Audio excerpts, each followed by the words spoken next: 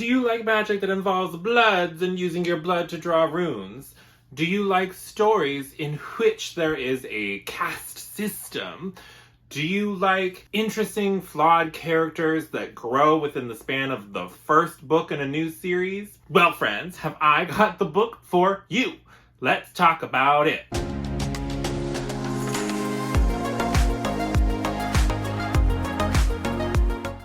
Hi guys, welcome back, bienvenue and all that jazz. It's time to talk about some books. Or specifically, today we are talking about a new debut novel that will be coming out later on this month. I believe it's the 22nd of June by Miss Sara El-Arifi, and that is The Final Strife.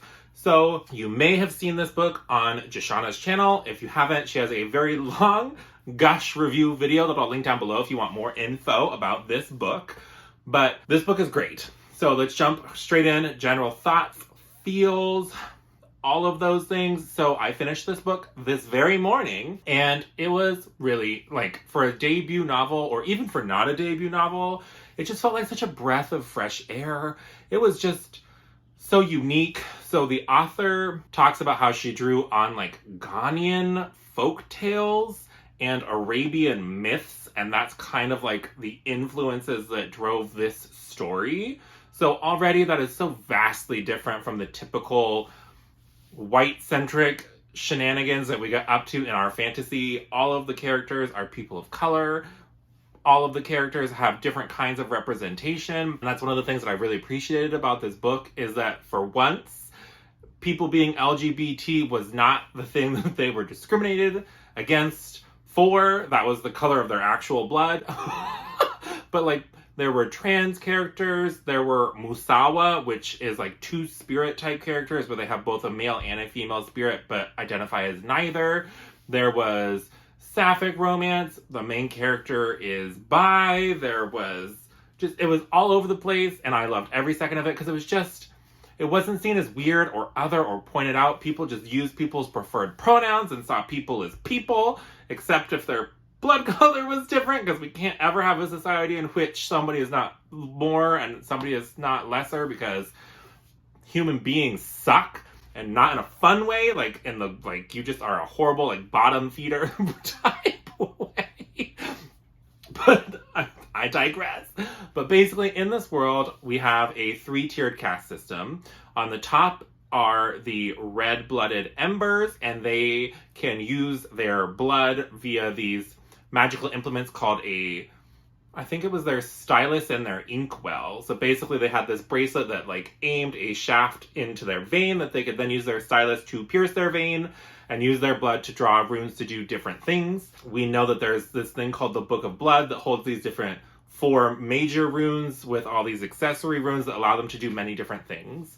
I won't go into too much detail because this is one of those books that our character is learning, and you learn about how the magic system works as your character is learning, and I think that that's just like a very much more fun way to learn about the world building than me rambling on in front of my shelves. So that's kind of how the magic works. And then beneath the embers, there are the dusters, and they have blue blood. And they are referred to as the dusters because in this world, there is every evening something called the tide wind, which is basically these gale force winds that whip the sand of the local area through the town, and it will basically rip the flesh from your bones if you're left outside. And obviously that leaves a huge mess that needs to be cleaned up on a daily basis. Otherwise, everywhere would be buried in sand. And the sand is also kind of unique because it definitely lends into this kind of like atmospheric, moody type feel because the sand is blue. And so we have our dusters, and below them are the ghostings. And the ghostings are seen as basically slaves. Hundreds of years before the start of this book, there was some kind of uprising that the ghostings partook in. And as penance for it, all future generations of these ghostings have had their hands non-consensually amputated. Like, I don't even know if that's like the right phrase, but like their hands are cut off and their tongues are removed. And they basically move through society with people assuming that they are basically not even human. And so those are kind of, that's the situation that we're in. And on top of these embers, there are the 4 wardens that kind of control and run the things in this empire. And every 10 years, the warden steps down and the disciple that they were training kind of rises up. And to choose the next disciple, they have this sequence of contests that people have to partake in order to be chosen as the next disciple. Obviously, with these people being oppressed, there is disparity, there is rebellion fomenting, and it is just a fantastic time. Like, I don't really want to tell you much more than that. I will say that our main one, I would say she's our like main character is Sila, and she starts the book in a very dark place. She is heavily addicted to drugs. Basically, all of her decisions, motivations, everything is centered around getting her next fix of this drug. And I personally found it more challenging to connect to that type of thing. But I thought that the representation, again, for like drug use and addiction was done very well. And she is not that way throughout the entire book, but how that changes and all that stuff is up to you to find out, because you're going to read it, right? But with that said, I gave this book 4.5 out of 5 stars, mainly just because while I appreciate the representation, I did not enjoy my time reading about somebody being heavily addicted to drugs.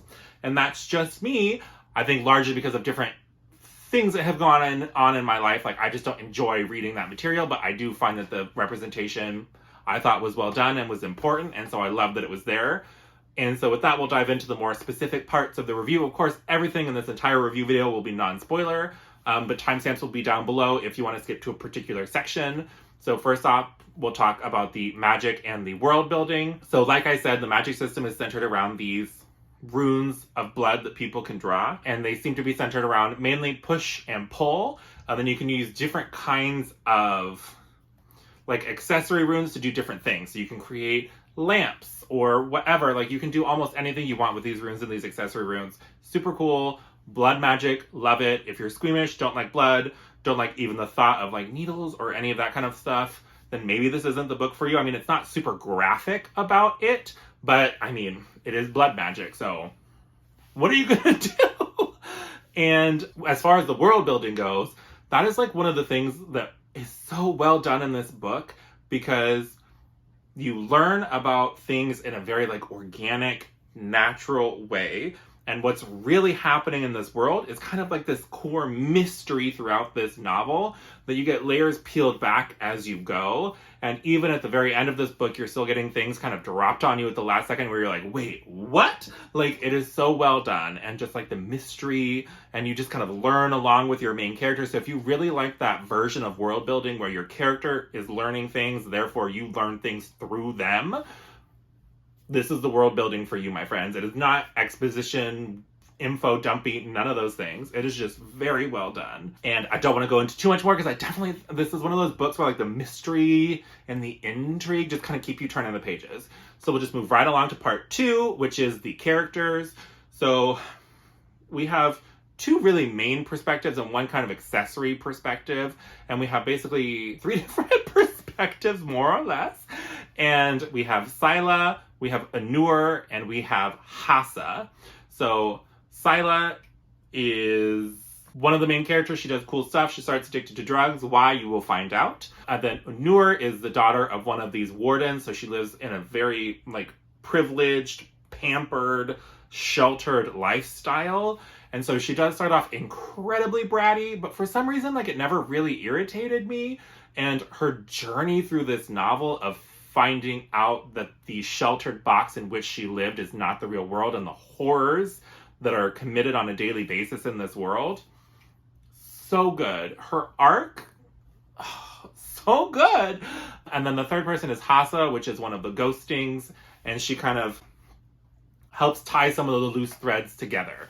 And I won't say any more than that. I really enjoyed all 3 perspectives, really. I think maybe Sila a little bit less because of that whole drug addiction thing, but like, I still really enjoyed and appreciated her arc and her journey throughout this book. So the only one that doesn't have a real arc in this book, I would say, is Hassa, but she's much more like an accessory character, and I would imagine that she's going to become much more important in the next book. I think this is going to plan to be a trilogy, so we'll see how it goes. And then with that, we'll dive straight into part 3, which is the plot. This plot is really centered around this kind of, there's 2 different parts to it, right? So there's the parts where we're training for and competing in the magical competition to become the next disciple. But that is not really like a huge focus.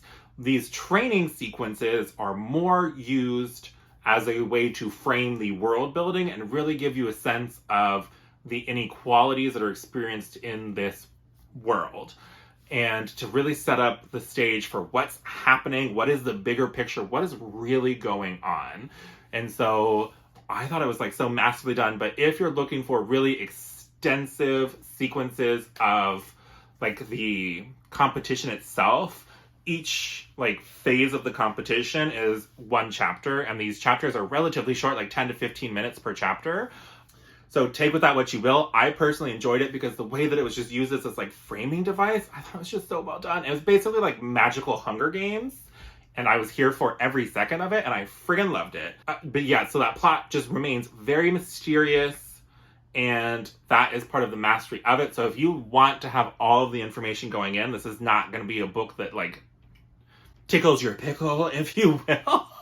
It is much more like a kind of slow burn, but really exciting still type story where you're just finding things out as your characters do.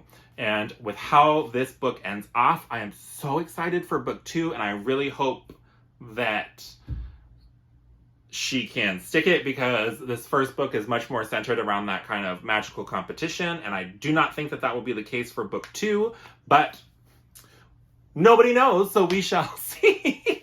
But I really hope that you have gotten some more information about this book, and I hope you drop down in those comments down below and let me know if you've read it, or if you plan to read it, or if you're one of those lucky people that are signed up for the Goldsboro SSF whatever monthly subscription, because that version of the book is so pretty.